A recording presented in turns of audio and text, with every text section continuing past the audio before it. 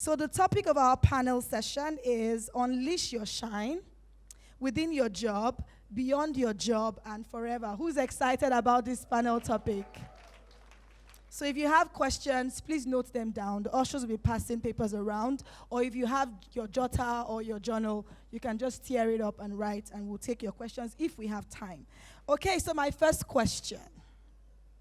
And these questions are going to be for everyone, right? But I would really crave your indulgence to answer them with maybe 1 minute max so that we can save time. Thank you very much. Okay, so as an accomplished professional in your field, how have you navigated the challenges of excelling in your career, yet shining so brightly beyond the workplace and managing a home? Who wants to go first?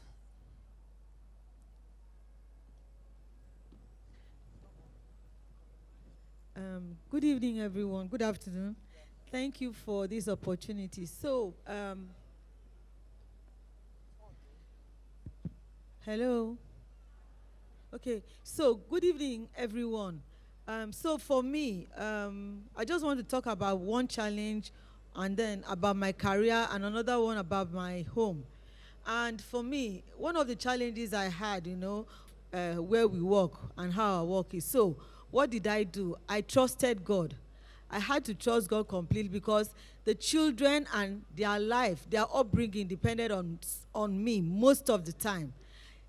I had to make the decisions. And so we needed to work together in agreement, howbeit far from each other. And so I had to trust God for the easy process, but being a believer, I understood, as the psalmist says in Psalm 127 verse 1, unless the Lord builds a house, the builders, build in vain. And so God had helped me to, navigate through the entire process of parenting, howbeit most of the time alone. And one of the things we tried to do was we planned most of the holidays that we could together so that it could also allow us to be as a family, because it was very important. There was a time my second daughter didn't even know who her dad was.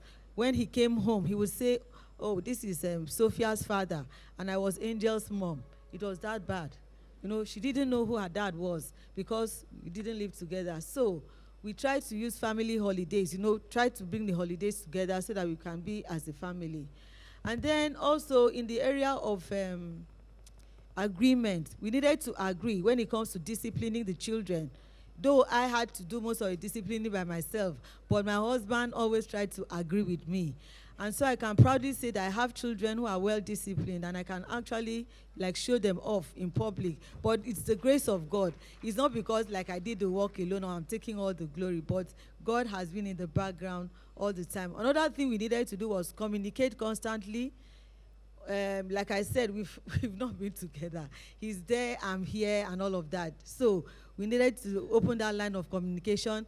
And also we needed to set boundaries, very important. Boundaries that were discussed with the children, understood and agreed upon.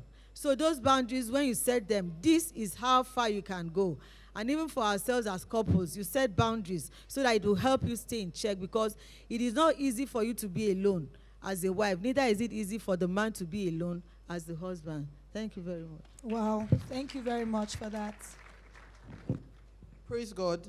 Good afternoon, everyone, and thank you, Coach Iphie, for having me here. You said, how have we navigated the challenges of excelling in career?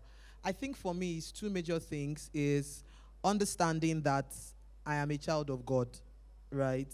That Jesus loves me. I literally look for evidence of that every day. And I think it's something that every woman who wants to be uncommon needs to understand. I've heard this said, and I believe it, that in the Bible we find that Jesus went to meet all the women, right? Most of the men would go to the mountain and stuff. Deborah was it Deborah? No, not Deborah. The one that killed the king with the peg. She was inside her house, Jael, right? And the problem came to her, and she got the wisdom and she dealt with it there. So I believe very firmly in the love of Jesus for me. And I think it's something that every woman needs to be conscious of if you're a Christian. Understanding that you are here on assignment, but that Jesus loves you in a personal way, and looking for those. That's one thing that's made a difference for me. The second thing is understanding that I am the value, right? That I am the value. I understand I am the value. I'm not shopping around for anything else, but I know that Jesus is inside of me and I am the value. I think the third thing is accepting my seasons. I was with Iphie's people in the office, your former office now, last month. And I was saying to them, I found that many women struggle with this, accepting that this is my life and this is my season. Like, this is the life I've chosen. I am not married yet. It is the life I have now. How can I make the most of it? I am single. I am a single parent. I am married. I have to work as a married woman. I think that many of us are looking for one eureka moment when our lives will be different. I accept this. Every season I have been in, I accepted this is who I am now. How can I make the most of it today? And how can I thrive in it? I think that's something that will make a world of difference in you begin to go on the journey to unlock the uncommon that's in you. Praise God. Thank you very much for that. You want to share? I just want to add two things. So the first thing I would say is part of the reasons why I've excelled, right from, for anyone who I've spoken to, you hear me always say, do everything as unto the Lord. Whether from the first day I started my career, 10 years after, tomorrow, that statement remains my mantra. I will work because I am working for my master. I'm working for an organization that I'm serving, but I know that my report is to the Lord. So in days and moments or seasons where your manager will not recognize you, you are still working as who? Unto the Lord. In the seasons they will recognize you, it is still unto the Lord. In the season of abundance and of less, in the season of recognition and non-recognition, it remains as unto the Lord.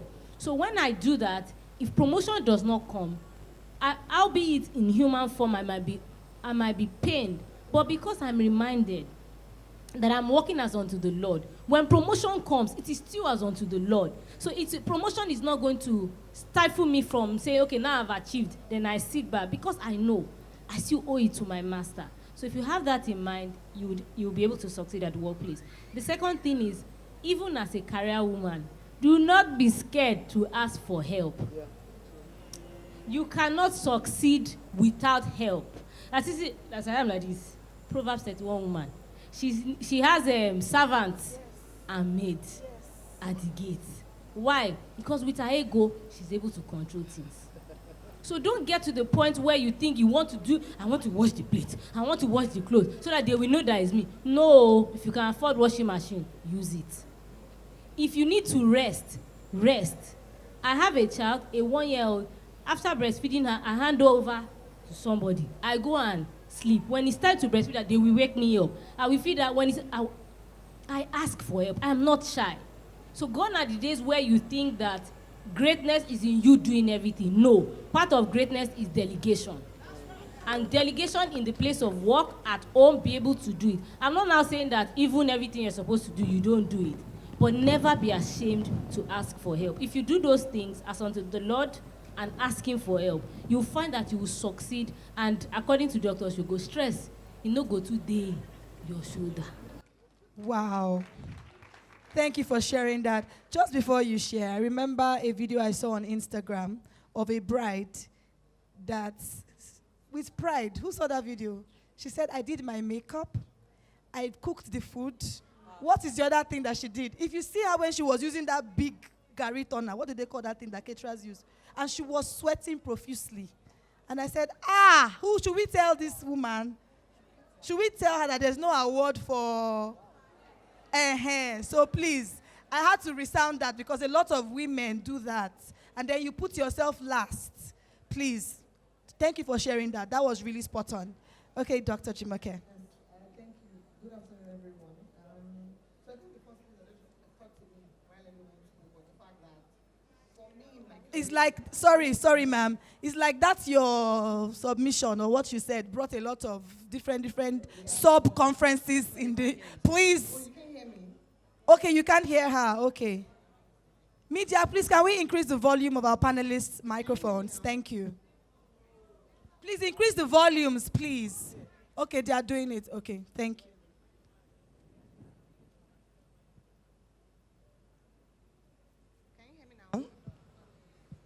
Can you hear me now? Okay. So I think the very first thing for me is the fact that I moved jobs early, and I moved jobs, not early, I moved jobs a lot.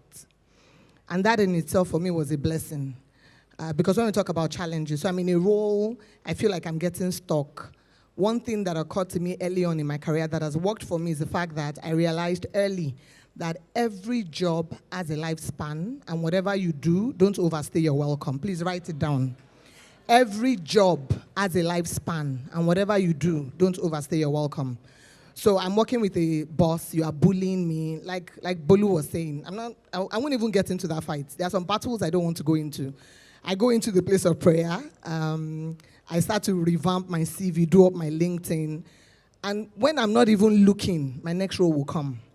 So that's how I've sort of, done that in my career in the last 15 years, that I'm grateful to God for my journey. And I'm going to say this. I know that it's not easy. We're looking at the economy. You're looking at, before I go, they will sack me. Or before I go, the company will fold up. See, I don't care about the economy. You know what they say about the lions? They don't look at the economy of the jungle. Lion go chop. So don't be restricted. The man who spoke earlier talked about being in a role for long, no promotion, nothing. Let us wake up. It's not easy, and I'm going to say this very mildly. It's not so easy to wake up and say, you know what, I want another job. It's not very easy. I just knew I wanted to be good at my job, and I wanted to get promoted, but I wasn't clear where I wanted to go to. I didn't say, oh, I want to be this. And even if I did say those things, I didn't really mean it. And we say it a lot, but you're not doing the work to get there. You're not preparing yourself. So the second phase was really saying, where did I want to go to? In short, it was so funny when I finally got promoted. 2 years later, I was still thanking God, and God told me, Fama, stop. It's time to move forward. You've gone around this mountain for too long. So the second phase of my career, key things at home was beyond learning to ask for help, I learned to appreciate the strengths in my husband. So between myself and my husband, and society has told us, oh, you're the wife, you must cook, you must go to the store, you must do this. My husband enjoys those things. I really don't. But they told me that I'm the wife and I'm supposed to do those things, right? So I used to fight with him. Like, this is supposed to be my forte. But I do it and I'm really tired. So I learned that if I don't do those things, it doesn't make me less of a woman.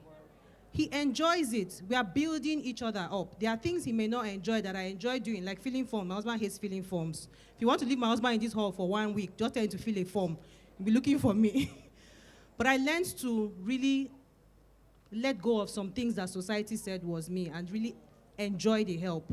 I also learned to ask for help, and then we collaborate in doing those things. At work, one key thing I did was realize that I'm not the smartest kid on the block. And so every time I'm given a role, and I learned this from Dora Akunyili of blessed memory, she said when she became DG of NAFDAC, that she went to church that day and sat down and said, God, what do you want me to do? And so from that day, I changed it. Every assignment you give me at work, every new role, I don't enter a new role like that. I go and sit down with God. What do you need me to do in this role? What are the results? And I stay there until I get something. And most times, the things that come is beyond my KPIs. So by the time you end up doing that, you're excelling, right? And that helped me. In this third stage, something I've also learned is desire. I told you how I never knew I was going to be a director. I think God was just kind. But this third stage, I'm learning that God works with the desires of your heart. If I look at my career, the first 7 years was a joke. I was in one place. It took me 7 years to get promoted the first time. It took me 7 years to get promoted the second time. It's taking me 3 years to get promoted the third time. You know why? Because I desired it. And I worked and I was constantly praying about it, like I'm ready for this. So I think, honestly, in excelling, you don't have to do that 7 years business. And I think that's what Dr. Jumoke has done so well. You be clear on what you want, you desire it, and you just constantly follow it in the place of prayer and then doing the work actually. Next question is supposed to be exploring the habits and mindsets that have helped you on this journey. Put in that work, oh God, and deliver to the best of your ability. I've been in scenarios, guys, where a role is perceived to be something. And when I took on that role, everybody's like, wait.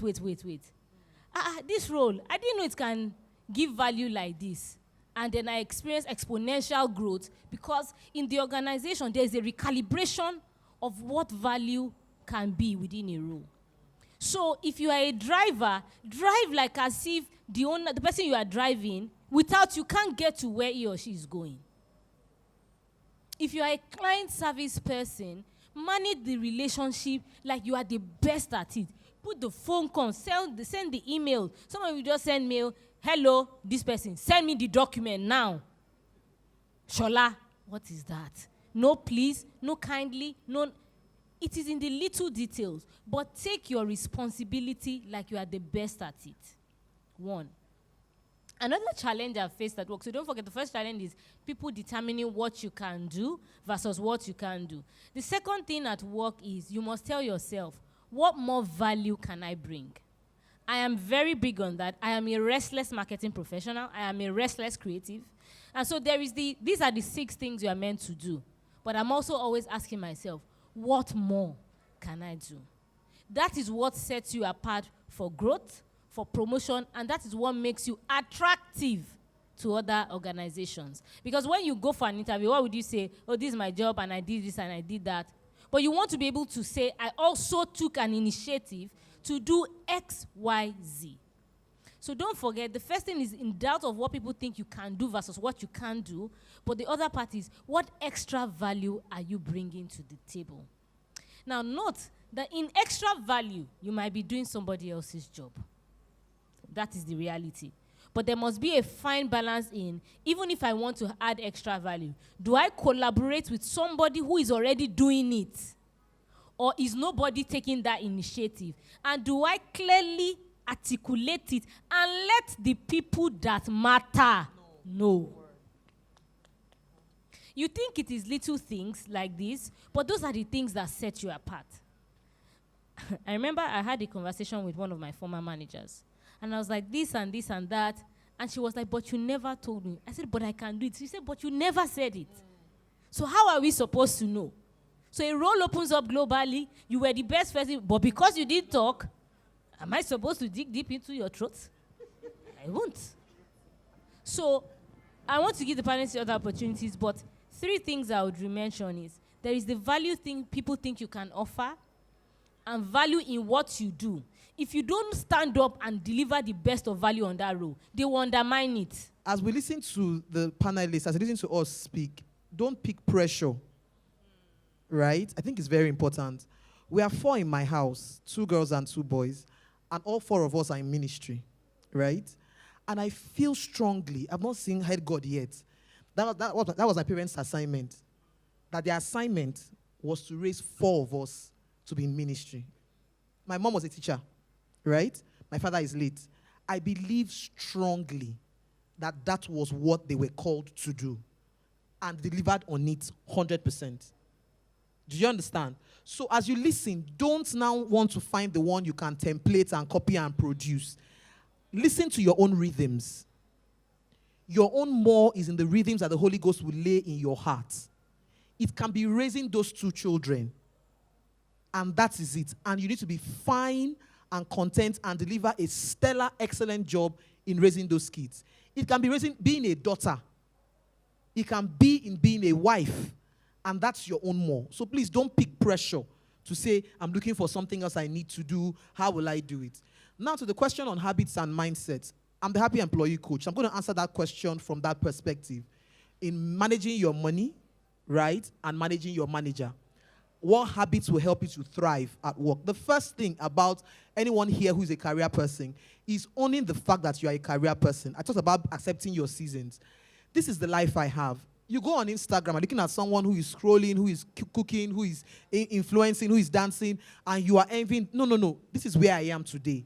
I'm a 9-to-5er. How can I make the most of it? Remember I said that you are the value, right? So show up in that mindset. Don't show up feeling like you are less or you are less qualified because you are not a CEO or CEO. Do you understand? There's a World Bank study that said 7 out of 10 adults are in traditional employment, which means that most of us in this room are going to have to earn a salary most of our lives. So log out of that mindset that says it's something you are less fortunate or you are a victim of circumstance, because if you're living here today, let it end. Drop it at the door. Thank God this church, they will pray over the church, everything with, drop it as you are going. The second thing I want to talk about is your money, how you handle money. She said something, Iphie said something before. Some of us are lazy, and let's tell ourselves the truth. We don't want to work and create value and make our own money. And we'll make the money is about material things and frivolous things and how we look and the dress that we wear. Money is currency, right? Money needs a leash for it to create value. Regret does not do refunds. How are you dressing? How are you spending money today? When I talk to women, I tell them that it's easier to Netflix and chill than to network and grow. What are you using your time to do today? If you are going to build new habits, ask yourself, how much time do I spend scrolling on social media? Many of us sitting here today, we are passive consumers, not active contributors. What are you adding to that social media? I didn't say you should not be on Instagram. Which one of your own are we going to watch and learn from? I'll stop there. I love to be thorough. As a career person, if you deliver works, you're given an assignment and you deliver what is not thorough, you're the one to give your boss an information concerning something, and that information you even researched about is not a thorough thing. It can lead to other, it can have a rippling effect. And especially for us in the industry where you're like the regulator and what you're doing is not thorough in the sense that you're not doing it according to the book. We have our regulations. What does the regulation say? And so if you're not knowledgeable, you might end up delivering, a job that is not thorough. But I love thoroughness, and that is the mindset that I've always used to get into anything that I want to do. I double check, I cross check. I love numbers, and so I can easily spot out maybe when something is missing. So what I would love to say is that for you to birth your more, God does not want us to do something that is haphazard. God doesn't want it. He wants us to give to him our best. And so sometimes that your best might take a little bit more time. Don't say because this person was able to do this within 2 months, I need also to do mine within 2 months. So just it will be said that, oh, you delivered, or you bet, it may just take a little bit more time. But when you're set to do it, let it be a good one. Praise the name of the Lord. This is my 15th year in my career. My first job, I was there about 6 years or so. And then every other job, 2, 1, I look at the temperature, I look at where I'm trying to go in my career. If it's not aligning, I make my peace to say, there's no growth for me here and I'm quick to move. But it's easy for me to say that. I didn't just move. It was me deliberate to also add value to myself. So I was taking certifications. Part of the recognition was that I was acknowledged as an agile leader. So I'm a HR person. And you typically say, waiting concern agile. But I went off to get a certification in agile because I found myself in an environment where I had to lead HR in a fintech. And I needed to understand what the software developers were doing. In short, the first thing my CEO said to me is Indonesian. He said, we're going to grow an agile organization. In my mind, when I was doing interview, people didn't say this one. You have let me resume. You are saying agile. What was agile? And then I went online, and the first thing I saw was Scrum. So the first thing I did was Scrum Fundamental Certified. It was free. I didn't want to pay because I'm like, let me first know if you get, if I will understand what they're saying. Once I did the Scrum certification, I went on to get an Agile coaching certification. When I went back to my CEO to say, I've done this, he said, wait, now, that's what did I even say that you have already run? Calm down now. So that's me saying at every point, I like what Nick Hatu said about seasons. The truth of the matter is, when I was having my kids, there was a limit to what I could do. I wasn't going to overstretch. I was not going to burn out because I'm trying to collect. They're not giving plaque. Say you did everything and then. So, but once I crossed that bridge, I knew that there was no limit. Till now, I will be awake in the middle of the night taking a course. Till now. So I tell people around me, there's no excuse you want to give. See, as my coaching clients, they know me, I'll tell you, you can make all the excuses. It's okay. But if you're going to make a difference, those excuses won't cut it.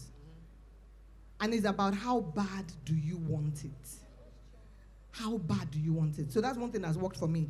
I'm equipping myself, I'm taking skills, I'm taking courses. And the first course I took that I went out of my way was in 2019, emotional intelligence. Dr. Shogo talked about it. And it was me saying, everybody's saying future of work. I was honestly scared. I'm an HR person. Because in my mind, I'm like, once they automate payroll, and they can automate, what I want they do as a HR person. And then I started to search. I'm like, okay, what am I supposed to do? What's supposed to make me stand out?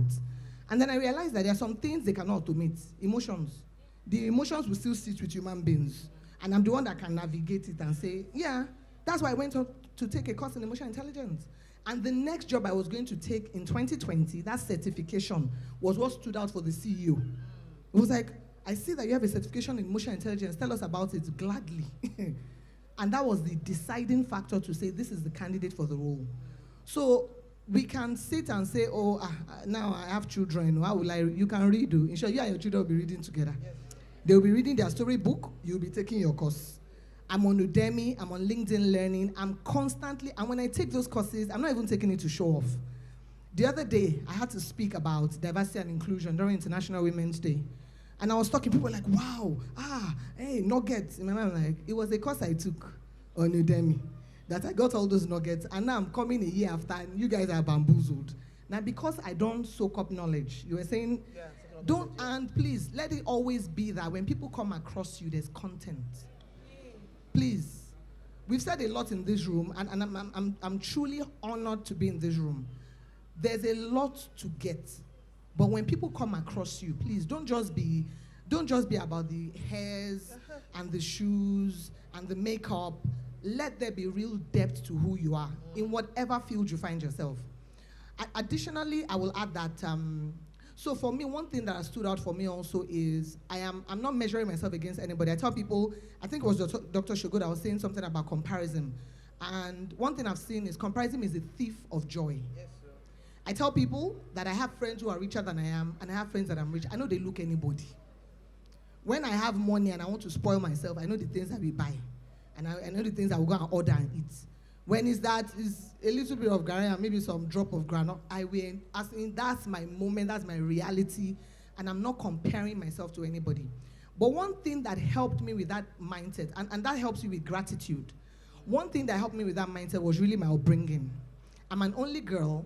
I'm the last born, and I struggled with mathematics when I was growing up. My brothers were sound. They were representing their school in jet club and stuff. But I was the one that had that issue with numbers. But my mom and my dad didn't think, because she doesn't know math, so let's put her at the back. In short, I feel like they invested in me more than my brothers. So that growing up, even though my brothers were sounder than I was never in a position where I'm not so good. No, nobody made me feel like that. As parents, and that's one thing Nick alluded to. As parents, you have that responsibility. If my parents focused on my weakness and they didn't help me harness my strength, I won't be seated here in this room talking to you guys. And so my mom knew that my strength was speaking, writing, reading. If you tell me to spell encyclopedia like this, I'll just scan it in my head, I'll spell it for you. But numbers was my issue. And so I went off to Babcock, got a degree in English. I was thinking I was going to do public relations, and then I ended up in a HR consulting firm. And that's how my career in HR got started. But it was because from home, they helped me leverage my strength. I tell people that today, if my son says he wants to play ball, let's go and play the ball. So as parents, we have that responsibility. And even if you're not a parent, you're somebody's friend. We talk about support systems. So you are a woman, you have a friend. What are we telling ourselves? Are we competing? Am I looking at you to say, what school are your children going? What school are my children? Is that your priority? Or you are in friendships that we are looking at, what are we doing in the next 5 years? How are we scaling in our careers and businesses? So habits, it was because I was deliberate to be taking courses, not comparing myself to anybody. I'm on my lane. Development. As saying, no, if you cannot self-lead, you can't even lead anybody. Yeah. So before you can start telling people, do this, anything I'm telling you to do, go and check it. I don't do them. And I was going to also mention that many of those things also were now for me to say, it was not enough to be good at what I was doing, and that's where all the recognitions came from. I always say that there's no use in being the best kept secret. Get good, get known, you will get paid. I get paid to talk. Get good. You need to be good at what you do. And I've talked about depth. So get good, get known. If nobody knows you, what's the use?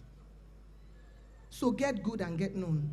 Bolu alluded to it. At work, the things that I do, you will know that I'm doing it. I learned it from my coaching course, and it was called the habit of quiet self-promotion. If you cannot self-promote, see, if you collect hype man, they will go and leave. If you collect hype woman, they will tell you that they want to go on vacation. You can't stop them. You need to learn to self-promote. At work, in your business, I admire IG vendors. The way they hawk their skincare and their hair. If we could just hawk our careers, we 9-to-5ers, half of that. Half. Let me stop. You will laugh when you hear my own. I cannot carry last. I tell myself that. My mom was a teacher. My dad wasn't around, so she raised us. We were not rich. But when my mama pump you finish, you go school. You know you can't come last. Like, you know that where you're coming from is not fantastic. You're not on the same level with them. But she will tell you that what is in you, nobody can touch it. So you go there feeling like you're the best of the best. And it actually comes out. And then growing up, I was very, very introverted. So when people see me then, they will just, who is this one? Like, what can you do? And so I started out with, I will show you. I will show you what I can do. And it made me work hard. Whatever I need to learn, I will learn it. Like I told you, I'm introverted. I moved to sales. I'm not well, though. I asked them, I said, when someone moves to sales, what's the normal process? You do a 6 months training. You do it on the field. When you are done with that training, they make you a key account manager, and then you start handling your region. I told them I'll do it in 3 months. They started laughing. I used to sweat under my feet to show you how shy I was. I did my training in 3 months. I finished it. They made me a key account manager. The guy was just looking at me because I just felt like I'm a God person, and I feel like what differentiates me from other people. I'm not those kind of people that will carry big Bible, but I'm always open to sharing my experiences and what God has done. How can God do those things for me and I'll come to work and be carrying last? I feel it's embarrassing, like I'm falling God's hand. So I push myself. I say, okay, how can I do this better? So that's one mindset that has helped me. The second thing that has helped me is honestly having goals. And I know a lot of us have talked about this. Goal is very, very common. I was a brand manager, and I was working in a multinational. By September of the year before, you're already doing objectives for the next year. You are the owner of the brand, though. It's not as if when the brand sells 10 million, you're getting extra money. You're getting your same salary. You do brand, you do budget for next year. What am I going to do? And I was doing all those things for my brands. And one day, Holy Spirit asked me, what are you doing for yourself? I had no plan. So one of the key things that has really helped me is having goals. And every year, I must have those goals. And it helps to put, like your vision on something, on what you want to achieve. And it's beyond just having goals and saying, I want to have these goals. What is success? What is it going to look like? When I do this, how am I going to, celebrate? How am I going to make myself happy? I remember the last job I just finished from. When I started it, the business was 8.7 billion. The target for that year that I joined was 12 billion. That's 50% increase, right? And they were all like, oh my God, 50%. And like I told you, I always go to God for what's the plan for this role. And God said, double the business. And I said, God, calm down now. Say, I never sell paints before. I'm still new. So I did what is double. Double was coming to 17.8 or so. 17.4. And my spirit said, just round it up. So I rounded it up to 18. He said, no, round it up. I said, 20? And with that audacity, I went and I said, our goal is 20 billion. Guess what? This year, we are tracking to close at 40 billion 4 years later. So what's your mindset? Anything is possible. And it's possible through me because I am Christ. I am in the image and likeness of Christ. So that's what works for me. I feel like this question has been answered, and it's about making the leap. I feel like courage is something that all of us, every one of us needs. So I don't think I need to even dwell on that question because it says many career women find it difficult to explore their passions beyond their jobs. How did you manage to make the leap? I think the question was how. I think it's a question. I think it's a question worth answering. Okay, so let me add this. Was there a turning point moment for you that made you decide to take action? If yes, please share. So if you can. Yeah. So I will just very quickly share. I think that as we go through life, right, you listen to what God is saying to you. God is not trying to hide your more from you. He's not trying to hide your uncommonness from you. He wants you to walk in it, right? When Iphie said something, when she said she never really had goals. When people ask me, how you authored books, I never really sat down and say, I want to be an author or I want to be this or that. Never had any of those. But what I've done is, if God lays something in my heart, I take action. And I think that's what it is disconnect for many of us. So when we talk about taking a leap, it is, you have the ideas. Every woman in this room now, if I ask you to write down one idea that God gave you this year, or something you just felt in your heart that you can consider doing, I feel try this thing, or, I can try and sell, or I can try and actually sing like this lady. Everybody in this room has that thing. The question is, why haven't you done it? And that comes to a place of associations. Who are you talking to? Who are you looking at? Who are you following? What are you paying attention to? So taking the leap, for me personally, when I wrote my first book in 2017, it was simply because in church, my pastor kept on going on and on about package your gift. I said, which gift? At that time, I used to do spoken word poetry. But like, nobody, they say poem. Who go buy poem? You understand? I would get speaking engagements to come and perform spoken word. Once in a while, I go to Bogobiri and all those kind of things. But who they buy poem? But what happened? Back before I got into this job, I used to design puzzles for children's church. And so I started using it for house fellowship. So that thing that you're overlooking, your millions are there. Your billions are sitting there. So he said to me, put together the puzzles and poems and sell it. Honestly, I say this everywhere I talk about this journey. Even when I was interviewed on CBN Africa, God is my witness. I only did that thing so that the Holy Ghost will leave me alone. I didn't do it because I was planning to make money from. It was a case of, if I print this 1,000 book, people go back, go dash the rest out, and move on with my life, dear Lord. But God had something else in store. I did that, and in a month, we sold 1,000 copies. I said, hold on. What's happening here? Then I went to go and print more. Before we started branding the books for birthday parties. I'm like, what's happening? Then God said, write volume 2. Why am I saying this today? The leap you need to take is not far. I think that's one thing I want everybody to leave here with. What you need to do to settle into who you truly are in God is not far from you. It's in front of your nose. It's right there in front of you now. That book has sold over 12,000 copies. I have made millions from that book because I just decided, let me print it. Let us see, And I plan to dash everything out. Like, I have a job. I'm not looking for money. I'm not into clothes or gold or anything, So please, that's one thing I want you to leave here with. That thing you need, God doesn't even leave anybody stranded. It's in front of you. I have been in hospital with my son on admission before, and someone came and said he needed to go and print puzzle for an event. I said, no, bring it. He said, hospital. I said, bring it now. Paper and biro. He was looking at me like, you do hospital. I said, it's not hard. It's very easy. You are overlooking that gift. It is cooking. Everybody, they cook. Now, no, everybody know they cook. It is talking. Everybody, they cook. It's speaking pidgin. People want to listen to you speak pidgin and talk about the word of God. You will go on IG now. I don't know why this is coming to my mind. You will start explaining the word of God in pidgin, and that's your assignment. That is your assignment. But you are like, everybody, they speak pidgin. No. It's in front of you. Have a bias for action. Today, as we are here, write it down. That thing that you have been overlooking and probably giving feedback about, today, decide that you will start taking action today. Send a message to your friend, your close friend, now, and tell them, next week, ask me how far with this thing. Some of you might not have the right role models. It is not enough for you to wallow in the fact that you don't have a good example. There are people who have seen their moms and their dads as good example, and then they want to follow that. But there are some people here that your parents are bad examples. That is not an excuse for you to say, I did not have any this thing. That's not an excuse. I'll give an example. I'm from a polygamous home, but I'm married to one man. I have children, and I have a very peaceful home. So I'm not going to take what has happened in the past as a mirror into my future.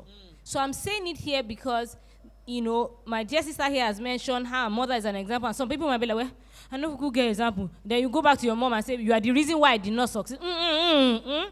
Your mother, father is not the reason why you are not succeeding. You will be the decision maker for your future. And your future is yesterday, today, and tomorrow. So please take responsibility for and accountability for your future and everything you would achieve. The second thing is, even if you do not have that role model, be the role model you think you wanted them to have been that they didn't be it for you. And be that for your children, for your siblings, for your cousins. Be the right example. So I don't know who that's for, but I've taken that's like it's my experience, and I'm trying to share it with you to say your future is in your hands. Make that decision, not in your past. Then in terms of, sorry, could you repeat the question again? You said? Yes, taking a leap. So I wanted to give it, thank you so much, a live example. When I joined, me and Iphie, we worked in the same organization together. And I've always, I've done a couple of things with Mount Zion, some movies with Mount Zion when I was in school. And so when I graduated and started working, I started working in corporate environment, digital marketing, and my career was growing. But then when myself and my husband were cutting, when we talk, I'm just going to be like, I know God has called me to do this and all of that. This is, there's a lot of entertainment out there, but people are naked. I'm like, I know how entertainment can be goodly and godly. So I know what my calling is in that space. And so I can never forget, I resumed at the organization then, and myself and Iphie, we just started talking, and I was like, oh, I do this. She was like, oh, do that. Then why not go for it? I'm like, yeah, I'll go for it. I always wanted to join. I remember I went back home and I talked to my husband, and I was like, babe, I really need to do this thing. And he said to me, when you are ready, I'm here. He said, it's not that we couldn't have done this thing, but when you are ready. So the readiness, again, guys, is not 100% tied to me. You must understand times and seasons. And so after that time and that conversation, I prayed and I started working towards it. And the title of the show literally came to me in the middle of the night, Becoming Abby. And my name is not Abby. It could have been Becoming Bolu. But it was Becoming Abby that came to me that day. And I just wrote it down, penned it down. And before you knew it, I just did a document on what happened in episode 1. I'm like, Holy Spirit, I know that you do normally inspire me, but this inspiration, it's a very different level.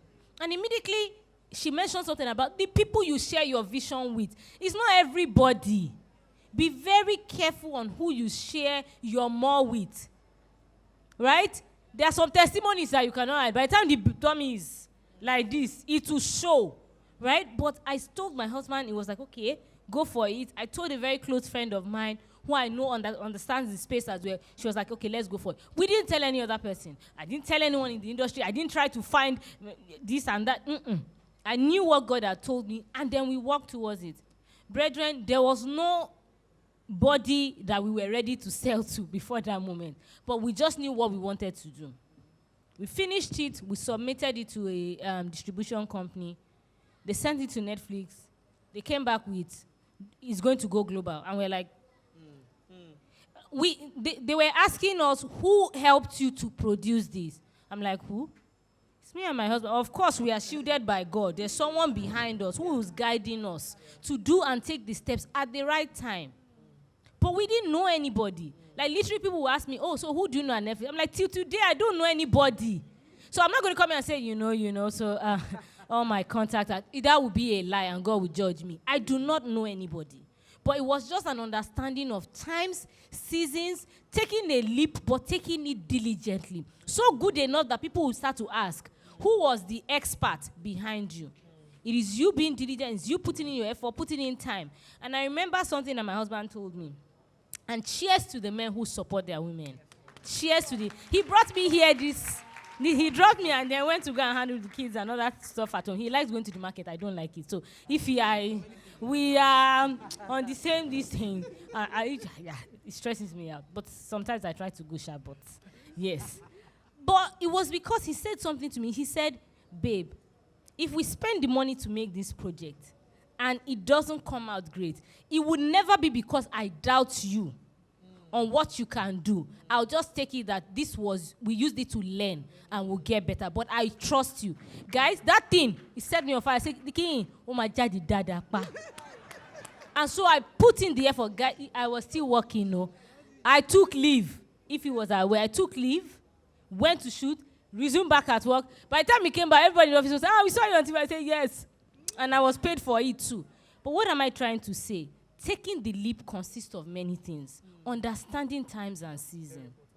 If I did it many years before, which story do I want to tell? Again, could I have done it that time? Could God have been speaking to me and I still have been disobeying? It's possible. So I'm not coming here to say, oh, I did not do it. That means God did not talk to me then. If he talked to me then and I did not hear, God, thank you for forgiving me and giving me another chance. But times and season is very big. The second thing is take the leap, but plan for that leap. Like, don't plan and use forever and not do it all. But like she said, if you want to sing, rehearse. If it's a course, take a course, learn something, learn about it. Like, there's a couple of ladies that I look up to in like international in the film space. I was watching their interview and you hear them say, oh, I researched and tried to read how to write a movie, how to write a TV series. I'm like, if this person that have received Emmy Award and Golden Globe can research, who am I? So I also went to read it. And I saw that the outcome they got, is it not the same channel, Netflix? They are there, me too, I'm there now. All of us are there together. Because I took the steps they took and became diligent and the output was great. So take that leap, times and season, but take it diligently. Don't do things shabby. And I pray that God will guide us all. Title of my book, like 2 years earlier, the title had come. But, because I just felt, well, it's something that I will get around to doing. I kept saying, I'll do it. But after I joined the Emerge program, and all of that, that for me was the leap. And then Coach Iphie said something about if God has put something in your hands and you're sleeping about it, that means you're like, you're not taking God's work seriously and all of that, and you're like the devourer himself. And so that was the wake-up call for me. I decided to be more intentional, So I got together. It's not just now the topic, I had to now begin to do the layout of the book. I actually start writing the book. And not just start writing the book. By the time we were done with the Merge program, you had your 90-day plan. That plan, I followed the plan, and it included publishing the book. So I began to save money to ensure that I published my book. As I finished writing the book, I'm going to go ahead to publish it. So, and that was why people asked me, oh, how were you not just able to write a book, you're able to publish? Because I saved towards it. And so I did the work. I didn't just relax. With my 90-day plan in front of me, I was able to write the book, not just write it, but plans were made to publish the book. And so, if God has put something in your heart to really do, there's a lot for you to do. You don't sleep, you are not lackadaisical about it. You take it seriously and you actually, go ahead to do what God has asked for you to. So for me, it was the Emerge program. It was actually a wake-up call for me, and I was able to deliver. And so I just want to give God the glory and thank Coach Iphie once again. Thank you. When where you are is honestly disgusting you, you are tired, you are irritated, you are angry, you forget fear. That was my story. I told you people, I grew up around Festac area. Mr. Biggs was it. I remember when Mr. Biggs came out, it was it.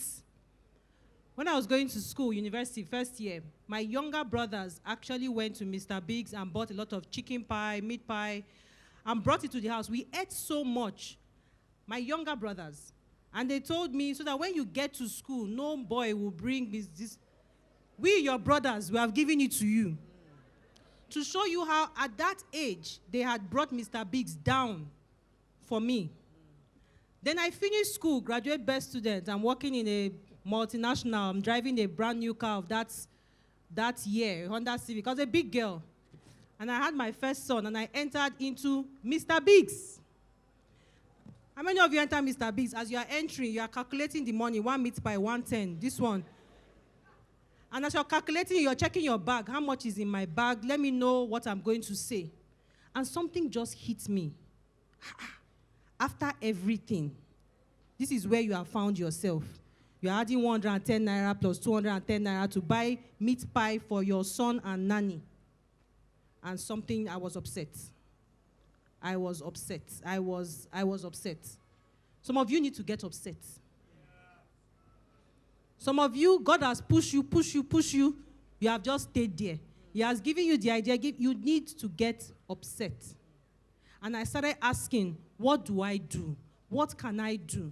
That's when I now got the idea, right? I told you it took me 2 years before I launched because of fear. And that day, this was the second major turning point for me. I was in church. It was midweek service. And you know midweek, the worship is always longer. Yeah.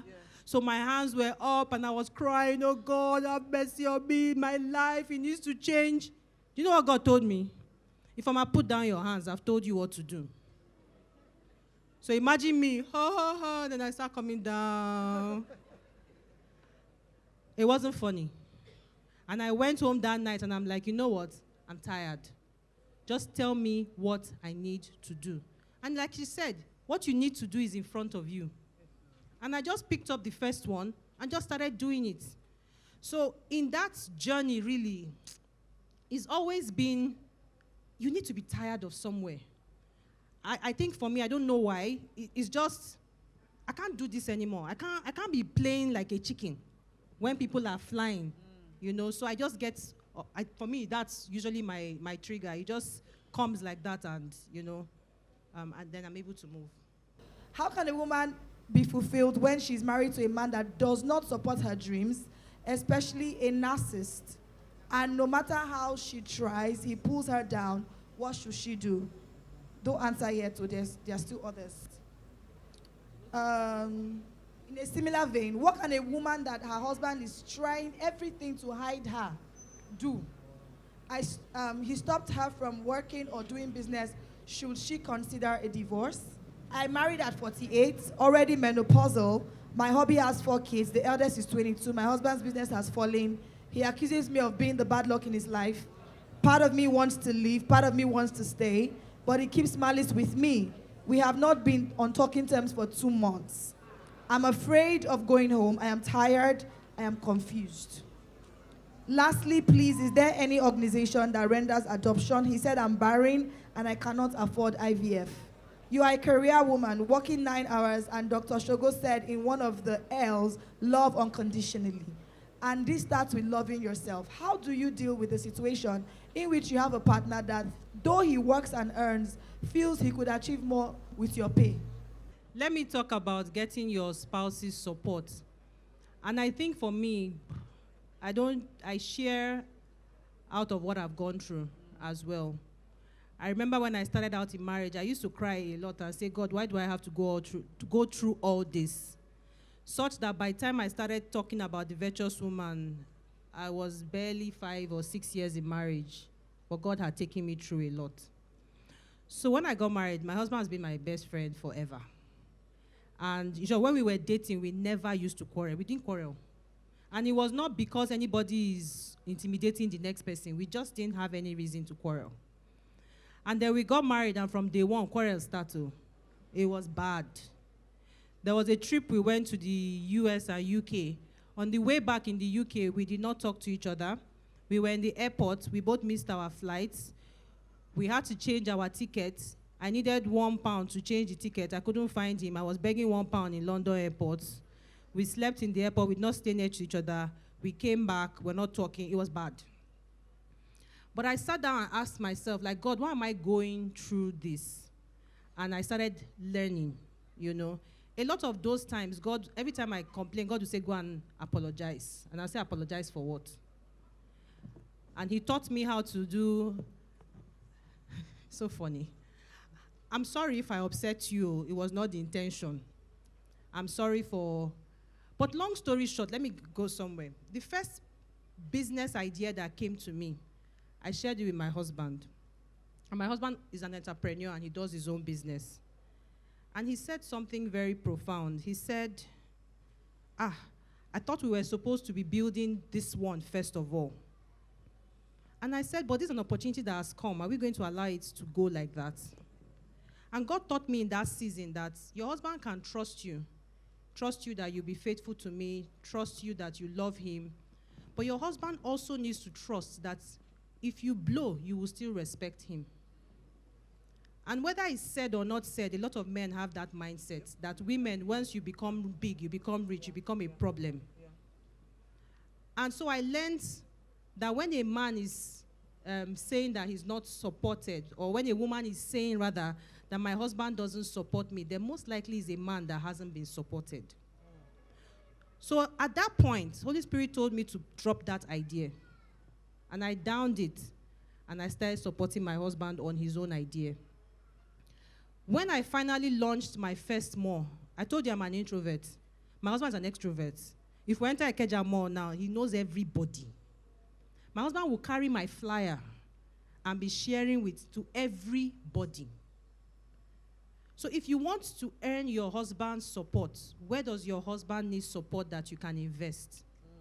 God taught me about seed time and harvest. It never fails. What seed are you sowing? You will get a harvest. Obviously, seed time and harvest is dependent on the kind of man you went and married, though. Because the Bible also tells us about different kinds of soil. There's the soil that you put it is a hard soil, it will not germinate. If you went to go and marry a man that was not even trained how to be responsible, I'm sorry. You will sow seed, it will die there. There are also thorny soil, and that is people that are, what's that word? They are surrounded by just so much issues. As you're sowing the seed, something else is swallowing it. But the truth is that they are still good men. And so in my own situation, I've learned that seed time and harvest is important. I used to say before that I'm called to speak. And one day God told me, I called you to minister. When it's time to speak, you will know. But for now, I've called you to minister. My husband grew up in a home where in a time, my husband doesn't like women ministries. My husband says that women ministries are gossip places. You saw him here. Came and sat down. My first one, we were in front. Now he has told me, I don't sit down in front with you people. You people, how will I be the only man? Plenty of women. For the last 1 week, my team has been sleeping in the house.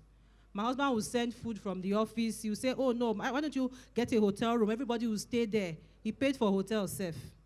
This is somebody that told me from the get-go, I don't believe in this women ministry. It's a gossip place. But what happened? If God called you, don't fight. I told God, I said, if you called me to do this thing and you put this man over me, then he's your son. Talk to him so that he will release me to do it. I can't fight your fight. And somehow, I don't know, my husband went for one program, one man of God came, your wife is da. Now my husband thought they call me mommy virtuosity. How can a career woman navigate and survive tough office politics? That's your field. And then another question here again. How do you handle office politics? And then this person says, please kindly help me. I work in an environment where my mental health is really suffering.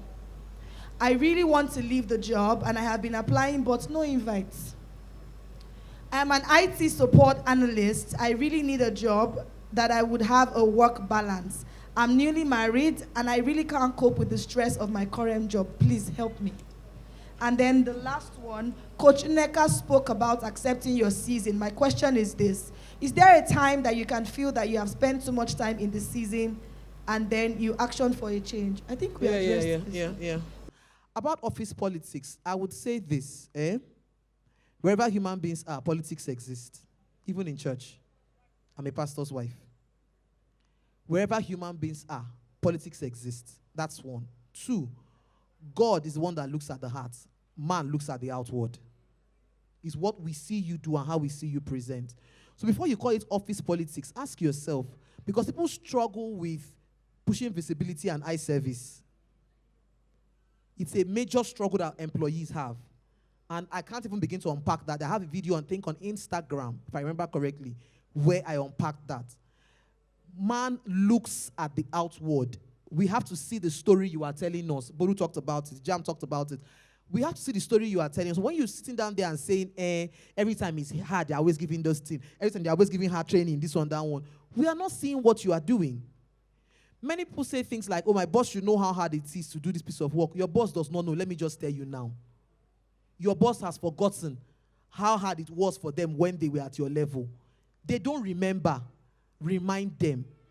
I tell people simple things like you'd do a piece of work on a weekend. When you get to the office on Monday, Omo, I can't wait to close early today, man. I didn't really sleep well this weekend.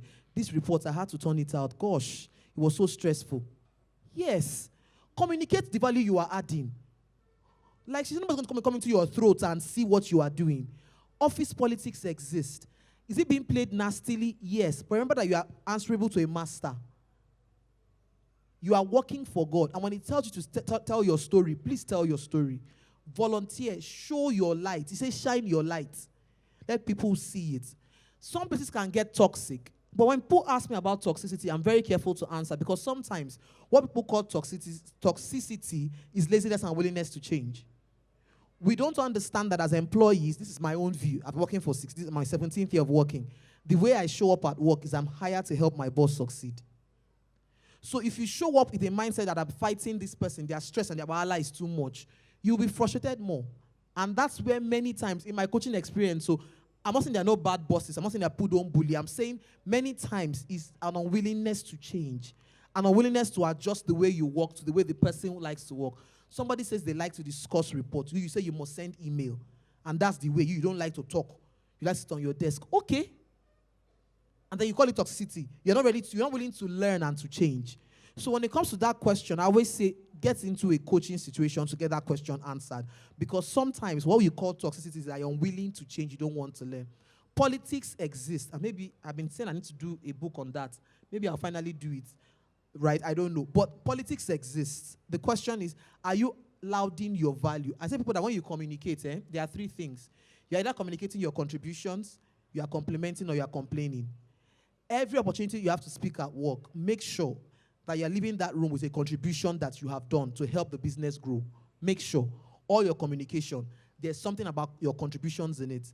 Then you can then compliment intentionally before you have a ground to complain. Thank you very much for that. I hope that... Yes. I hear you clearly about getting good, getting known, and getting paid. What happens in a circumstance where the organization you work for or your boss does not want staff to sell themselves online? Only the organization. What do you do? Then what happens when you share some tips in your organization to having a change in some areas, and your boss got those ideas, sold it to the organization, takes the whole credits, and even make the management feel your boss has the ideas that moves the company ahead and you're not recognized? This makes some of us to keep things to ourselves. So I think that's for you as well. Okay. The first one was about you trying to shine, and then your organization doesn't want them to sell online or talk about themselves, only the organization. Okay, so I know that in the average multinational or corporate organization, there are what you call it? Is it non-compete? Not non-compete. Is it that? Conflict of interest. So to say that, you're working with this organization, you can't afford to do anything similar, you can't do anything. So yes, those things are there. But ideally, we should not let those things stop us from shining our light. Now, again, what are you doing? Because all of these things, we need context. Before I respond, what exactly are you doing that you're saying the organization is saying don't do it? So if you're going to be honest with yourself, in some cases, depending on how large the organization is, you might want to sit to someone in compliance to get a sense for what am I really allowed. I know that I have a 9 to 5, and I know that in my 9 to 5, during work hours, you're not allowed to grant speaking engagements, or you get permission to do that. I can sit here comfortably because it's a Saturday, it's my weekend, I do what I like with it. But I'm saying, seek clarity. What should you be doing? But if it is that somebody's just saying, no, you work for me, I own you, you cannot do anything for yourself. Should I say run? Okay, maybe I should say run. But check it. And that's what I'm saying, get context. What exactly is the issue? But I don't know that there'll be organizations that will really say, we don't want you to shine. One thing that has worked for me over the years in my career, many organizations that I get to work for leverage my brand. People join organizations because JAM is in the HR team, so I don't know that an organization should say, oh, Jumoke, don't go and speak there. When I sit down and I'm speaking and people are saying, this lady, it rubs off on the organization. People attend interviews with my current organization, and I didn't send them, but they were like, I saw that JAM is in. I'm like, I don't understand. Like, of course, I'm not the reason you're applying, but you're looking at it and you're saying, so organizations should also see that they can leverage your personal brand. That's if they understand that. But I think that's if they understand. If they don't, then you will have those issues. The other question, I was going to emphasize something around self-awareness. So even if I'm in an organization, I have a light that I want to shine, and they're not allowing me shine. Because I'm self-aware. See, if you like, cover me, I go still shine. Like, I don't know if you get what I mean. And then the light is not even mine. I'm not the one touching the light. You get person will put the light there. The light go shine. So check it. If the organization is really hindering you, should you move? Some organizations will hire you because of that star, that light. We're saying something about talent, and something occurred to me. When I look at all these content creators, I tell people that you are saying something about Pigeon. Real worry Pekin. Because of what she does. That's why people are saying, oh yeah, Milo, they brought her on board as an ambassador. Or is it Lai Wasabi you want to say? Because of the style he has. MTN. Do you know what it means to be doing adverts for MTN back in the days? MTN. But Lai Wasabi is the ambassador today. So if somebody says your light is shining and is disturbing them, they should wear shades because where we are coming from, I'm not about to stop shining. Please, what's that second question? Because it's shine. Are we not here? Are we not talking about being made to shine? And then somebody wants to. Have I touched on it? I think she has touched on everything. So yes. The other one was for her. That actually stop people and say that post, or either directly or indirectly. Actually, I've heard those kind of things. When someone says, this thing you are writing, there's nothing about us, dear. Oh, yes. And not just in Nigeria, so don't think it's a Nigerian thing. Before I've seen people I follow on LinkedIn who say there are companies, even in the US and wherever, that they actually frown on you writing anything else. Some people don't understand it. Some companies don't. What I would say is keep creating the content, right? As much as you can. Keep it. Don't stop creating. And look for how you can move. Right? Because sometimes you need the job. You can't just stop working because you want to create content. That's your reality. Keep the job, keep writing. Seek speaking engagements in small communities. So your old school association, church, all those ones, keep showing up there. And then actively trust God to move. Because like she said, the light is God's light. He will open the door as long as you stay faithful, right? About emotional abuse for children, I think that it's first where we're coming from. The truth of the matter is that many of us will replicate our parenting. It's just natural. Except you are intentional about getting new learning. If you're not intentional about getting new learning and holding yourself accountable, the way you were parented, you will parent. It's just it. If you were not parented, you will struggle. So get in communities, right? Hold yourself accountable. There's someone that you see their children and the person seems to be doing well. Ask questions and be willing to learn. But if you don't consciously deprogram what you learned, you will see yourself doing it, and then you will now be angry with yourself. How could I have said those words to my child? How could I have done this? How could I have done that? I've had to go through that as well. I am going through it, being conscious and learning and unlearning certain things. Do you understand? So because the children you're raising for today, the world you're raising them for, is not the world world you came from does not exist anymore. So the world you're raising them from is a different world entirely. So get learning. Get into communities that will teach you. Go and visit people who you say are doing well. Just sit down and watch how they talk to their children. Observe. Be intentional about learning, right? But you may need to, that question seems to me as someone that needs to go through a reprogramming. You need to sit down and get into a community where you will be taught differently, where you will heal from your own trauma. Where you will heal from your own trauma so you don't pass that trauma on to the next generation. Please invest in it. You will be better for it. Your children will be better for it. Please, take the money to pay for a mindset coach to help you. Please do that. I'm a young mom, and I struggled a lot with managing my leadership role at work with family life. I love and value family. I had challenges like mommy brain burnout, etc., and was recently considering resigning my 9-to-5 for a remote work. It was that bad. What can I do better? P.S. I don't know how to get a trusted nanny or support system. Next question. Hello, everyone. I'm a digital product manager managing POS business/sales in the banking sector. I was recently promoted to be the team lead digital sales. How do I assume the role properly in terms of leadership, motivation, and actually driving POS sales? Mrs. Bolu, how do I deliver well as a modest lifestyle coach? You said we should deliver like someone who does not have a destination. Looking forward to your response. And this last one. I am a youth corper, loves content creation, influencing, acting, photography, talking, MC, modeling, took courses on some of them, but does not have gadgets to promote myself, not even a good phone with a good camera. How do I do it? Even if I tell people I do this, they would want props. Nothing on social media to show them. I'm a Christian. I love acting. Whenever I tell people that I want to go into entertainment industry, not Mount Zion, they criticize always. After all, we are the light of the world, not the light of the church. Knowing I have been called, taking classes with Kunle Afolayan. I think you get the point. Yeah. Okay, so let me start with this one. You have to be very careful with your tone as a Christian. We are one body in Christ. My body is one, but what my mouth is meant to do is different from what my legs are meant to do. Whatever Mount Zion is doing is the right calling. Do not mistake it. Don't mix it up. The leg will never speak. The ear will never see. Understand that and understand.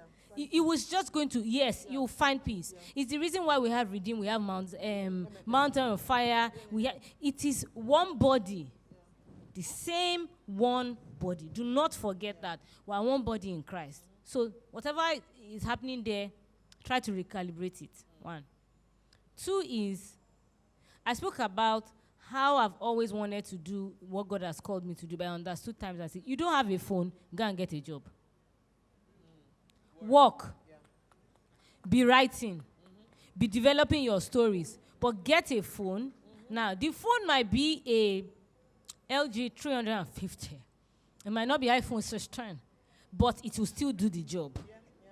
Then put the work out. Guys, what you see is what they flashed at you. Netflix. If he knows I did a short film first. I did a short film called Locked because I wanted to tell myself I am ready. Then I did Locked. It was on YouTube. Maybe it has 2,000 views. Maybe. And then I did another one, Things That Broke Us. It was a short film, but it went to DSTV. DSTV liked it. They were like, oh, this is a short one. They're still playing it. They didn't pay me for it. But I said, continue to play it there so that people will start to register the logo of the company in their mind. What everybody is seeing is the one that is on it. But it didn't start that way. So understand that everything, God is not just going to carry you and just fling you. He needs to trust you. That when you have a small foe, you will not open your chest.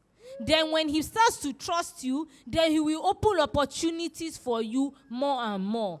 If human beings can attempt to ask, can I trust you? You don't think God is asking? Can I trust you with wealth? Can I trust you with opportunities? Do you know how much I had to tell myself that, God, I promise you, if Hollywood comes today and they want to offer me $1 million, if it is about to kiss another man or expose my money, I will not take it.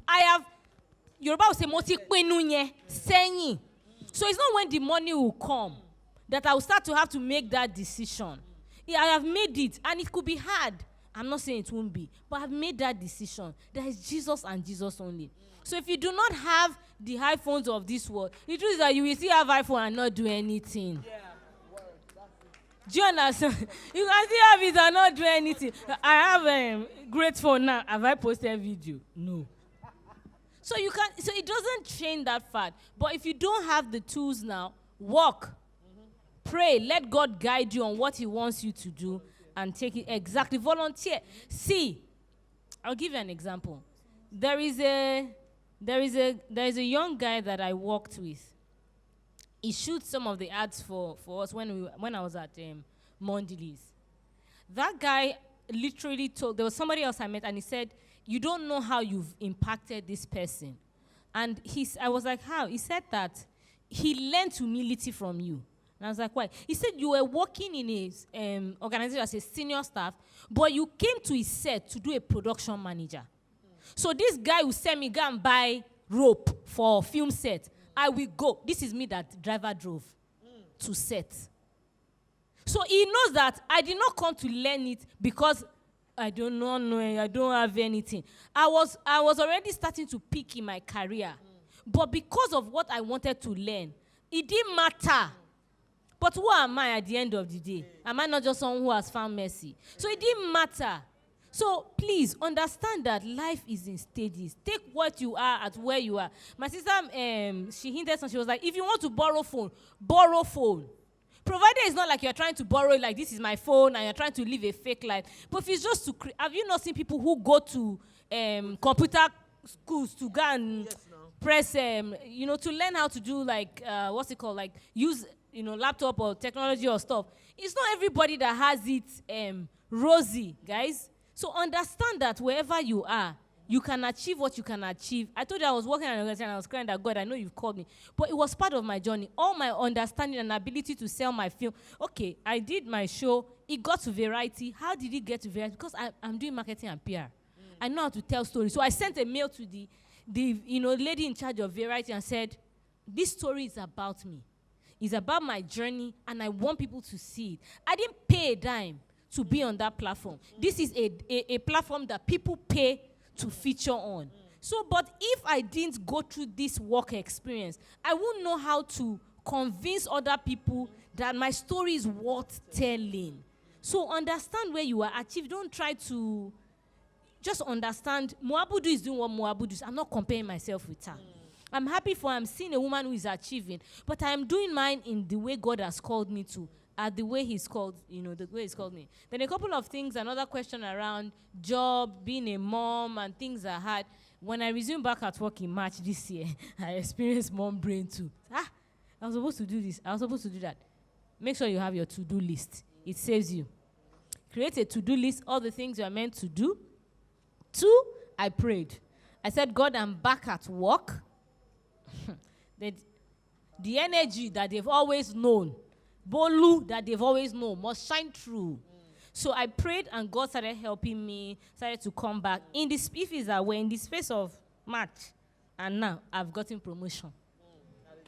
There's nothing God can't do.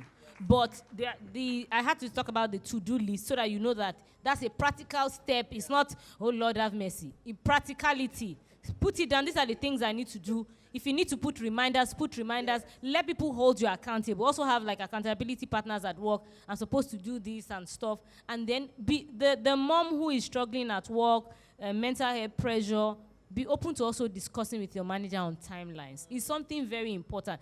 And then don't wait for Friday to tell them you cannot deliver on Monday. Yeah. When you could have mentioned it on when, or even Monday, when you've seen the responsibility that, guys, I might need a bit more time. But let me just use a practical example. There's something that happened at work, and my manager wanted me to do something, and I was trying to take a particular decision, and she wanted me to take another decision, and her decision was right. Mine wasn't wrong, but I see that what she wanted me to do is better. And so I started trying to, massage, and say, oh, please, I think I should take it this way. Da, da, da, da. The moment I saw that she wasn't accepting, I sent her a message. I said, dear XYZ, I appreciate everything you want to do for me and why you want me to do this way. But on this one instance, please allow me to do this way. And I can assure you that you will receive the highest standard possible. She just said, okay. And she allowed me to do it. Now, the next step I've taken was now her recommendation. But I wanted to take my own route because I was also considering somebody else, emotional intelligence. Because if I took her route, somebody else will suffer, will be pained, will be upset. And we're human beings at the end of the day, right? So I took that one step because of this person. But now, I've now made my boss happy. But what did I do? I took a firm step in telling her this is my position, but I reassured her that irrespective of my own decision, she can be rest assured that standard will not drop. At the end of the day, that's what the managers want. Yes. Provided you tell me that you will deliver and the numbers will not be impacted, then they are fine. This person is saying, I do not have a biological or social prototype. I desperately need one so as to be on track. this is my biggest fear and setback. Bolu said it now, that don't go and be saying that because your mother is not wanting. You be the prototype. Yeah. God is already there for you. So listen, whatever he tells you, do it. And then you Let me just quickly add. Exactly. You can get a prototype. Mentors as well, yes, yeah. I have disciples who, in fact, I've gone to live with some. Guys, there's nothing to be sad about, because personally, I've lived in a house where there's plenty shouting and shouting. In my house, there's no shout.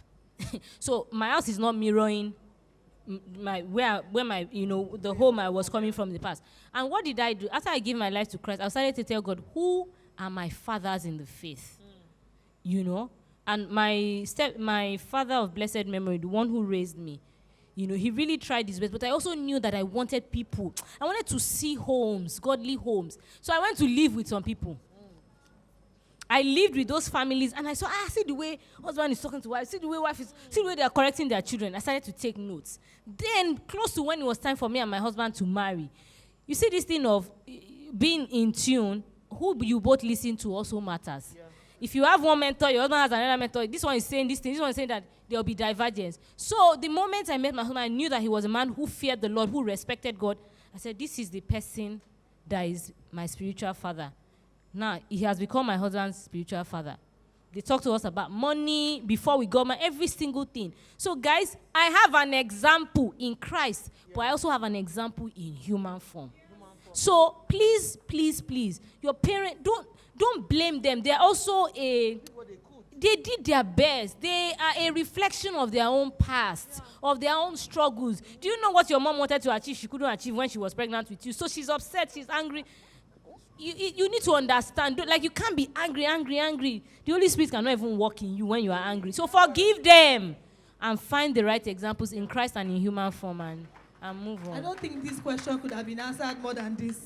I think, let me just add that, use that anger to create the change that you need, because anger is very important.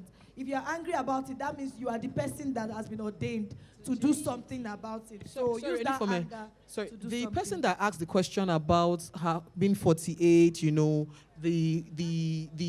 I think you need to get counseling, please. You need to talk to somebody. The way you've asked. Another person said, I'm 48. Hope it's not too late to start. So maybe you can just message. Yes, so you don't give up, right? But you need to get counseling. You need to sit down with somebody who understands your history, understands where you are coming from, and can give you wisdom. Once you come into what they call combined homes, so I think that's what it's called, it's blended homes, thank you. There are unique challenges to blended homes, very unique and personal. And if you already struggle, as you're 48 and you already feel like, it's too late for me, your husband's already giving you those kind of vibes, you need to get help. Don't be quick to say, I want to leave. I'm not saying leave or stay, but I'm saying get counseling so you get a perspective as well to what you are dealing with. You can still have children. You can still have a good home. And there's something I notice that happens sometimes when people get married. Sometimes the struggles of a new home can lead to certain confusion and certain decisions for a man. And therefore, he now begins to say it's the woman's fault. It's not peculiar to you. Let me just help you now. It is not a peculiar situation. Sometimes when a new home starts, there are struggles in the beginning. And the man can then begin to say, it's your fault, it's this. It's not peculiar to you. So don't let the devil tell you that it's your fault. Your star is not good, or you are not a good crown to him. Those things happen. Take it to God and say, God, if I'm truly a crown on this man's head, take your stand in faith and say, this man must grow because I am here. He must see favor because I am here. Take it to God, but please get counseling. There's an older couple, I am sure, around you now as I'm saying this, that if you listen to God, he will take you to. When I say older, I don't mean older in age. Older in experience. And they're the voice in your life for this season. Please go and meet them. Don't suffer in silence. And don't think that your home cannot thrive because you're not giving back to your own children or because the man has older children. No, that home can thrive, but please get counseling. And I'll just wrap up with the last question. Looking back at your journey so far, unleashing your shine at work and even beyond the workplace, the mistakes, challenges, successes, what advice would you give to someone who wants to do same successfully? What are 1 or 2 practical steps she can take today to start balancing her career, personal passion, and the desire to create a lasting legacy. And that's for all of us. If we can, in 1 minute each, let's just quickly wrap that up so that we can close. Thank you. Okay, for me, I would say Proverbs 14, verse 1. A wise woman builds her house, and a foolish one tears it down with her hands. What are your core values? What are your values? Build your career, build your passion around this, because that is what is going to make you shine. When you understand what your core value is, a lot of us live our lives, you do not have any core value. Anything goes. You cannot, live your life like a kite, not the bird kite, but the one that is being, you fly. Just anywhere the wind goes, you take it. And no, you must have core values. And then build your career, build your passion, and this your legacy around your core values. And that is what I have to tell all of us this evening. Thank you very much. Thank you. I think for me, I would say, like I said before, listen to the rhythms of your heart. There was nobody that I had seen that had done puzzles and poems before. But when God said I should do it, I took that step. And it's fruited now and continue to bring me blessings, right? So there's a uniqueness in you. Like I said, it's in front of your nose. Take steps. At work, please do great work. Do work like she said, you're working for the master. Do work that if it's God you are sending that email to. Imagine that it's God you are sending that report to. Imagine it's God you are picking the phone to answer and is recording that call. How would you deliver that kind of work? Do quality work. Listen to the rhythms of your heart. Be very intentional about that. And have a bias for action. Don't try to be anyone else. Again, rhythms of your heart. Your greatness is in you. I don't know how your greatness, your uncommonness. I did my video I posted. Your uncommonness is already there. I saw a quote recently that made a difference in my life. The person said, we don't find ourselves, we create ourselves. So that I'm looking for, your who you are is there. Believe in that uniqueness that is in you and start to unlock it and show the world that light. Okay. I think for me, I would say that, because as she was reading the question, I was just like, we would never be able to achieve anything without God's grace. So just I hold it on to you to say, in terms of as we advise you, as you go back to try to achieve it, know that whatever you will be, now, tomorrow, and forever, will forever be hinged on God's grace. The Bible says it's the one who is at work in us, both to will and to do. So not just even the doing, the willingness to even want to do is really the grace of God. So hold on to God. And the second thing I would say is always seek for help. Seek for help in the place of prayer. Seek for help from counsel, from the right people, from research, from book. Doing courses is seeking help, self-development. So those two things would be my key things, right? Knowing that the grace of God is where would eventually take you to where you need to be part-time, and then seeking for help in every form possible to get you to be your best self. Thank you very much. Okay, I would leave us with my model of emotional intelligence, and I call it the KOB model. KOB, and it says, know your magic, which is K. O is own your magic. And then B is bless the world with your magic. Wow. So in your career, in your marriage, in raising your kids, know your magic. And magic is that unique thing Dr. Shugo was talking about. What makes you tick? What's the unique source you bring to the world? You need to know it. If you don't know it, it can't bless us. The reason we are all seated in this room is because my mama here took her magic and she has put it in a form that is blessing us. That's why we're all seated here and speaking plenty English.